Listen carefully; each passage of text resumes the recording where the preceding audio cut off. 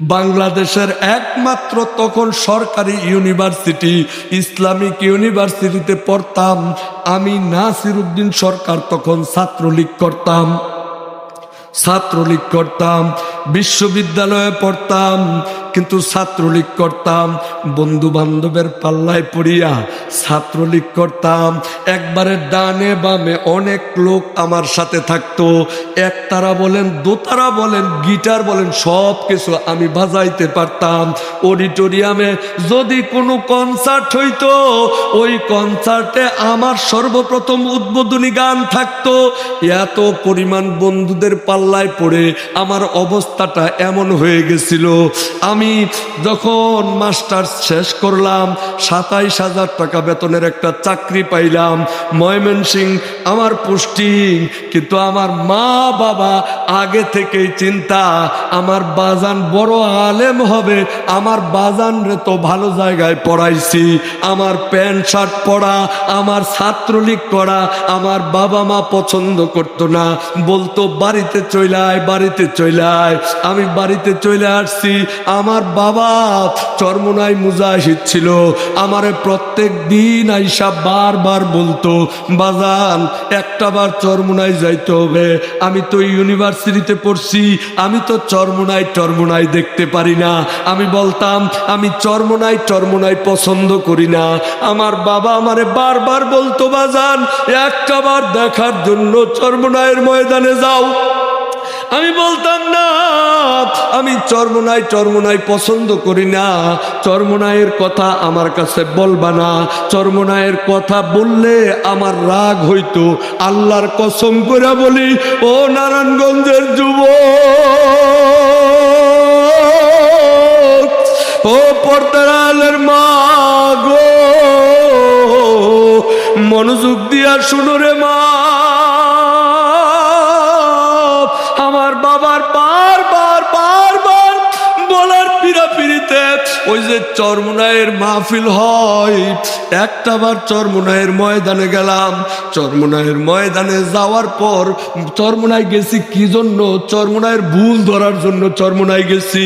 চরমোনাই গিয়া ওই যে দেখলাম বাদ জোহর উদ্বোধনী বয়ান করে আলহাজ হজরত মাওলানা মুফতি সৈয়দ মোহাম্মদ রেজাউল করিম পীর সাহেব হুজুর চরমোনাই উদ্বোধনী বয়ান যখন করলো, আমার কলিজার মধ্যে এমন একটা ধাক্কা লাগলো, আমি আর ওই জায়গার মধ্যে থাকতে পারি না। অন্যান্য দিকে চইলা যাই, চোখের পানি ফালাই আর কাঁদতি। আর ডাক দিয়া কই, আমি আমার জিন্দিগিটা কোন কাজে ব্যয় করলাম? আমি আরো আগে যদি চরমোনাই আসতাম, আল্লাহর ওলিদের বয়ানের উছিলে আমার জিন্দিগিটা পরিবর্তন হইয়া যাইতো। ওই যে চরমোনাই থেকে আসার পর এই যে পাগড়ি লাগাইলাম, জুব্বা লাগাইলাম, এই যে দেখেন লুঙ্গি পরি, বাজান রে এটা একটা কবুলিয়াত তরিকা।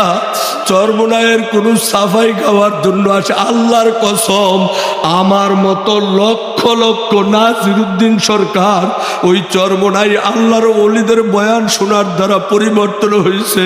ও বাজান, আমার কোনো নিয়ত ছিল না, এই কথা বলার মনের মধ্যে চলে আসছে তাই বললাম। দেখার জন্য, ভুল ধরার জন্য সুন্নত বিরোধী কাজ হয় নাকি ওইগুলা হওয়ার জন্য কমসে কম 2 চোখ দিয়া দেখার জন্য আল্লাহ নিলে যাব, নয়তো যাব না। এইরকম একবার নিয়ত করার দ্বারা গুনাহ হয় না রে বাজার। আমি তোমার পায়ে ধরে অনুরোধ করলাম, একটাবার চরমোনাই যাবা, কারণ নিয়ত করতে পারো, 2টা হাত বাবা নিয়ত করো, হাত তুলে রাখো। আল্লাহ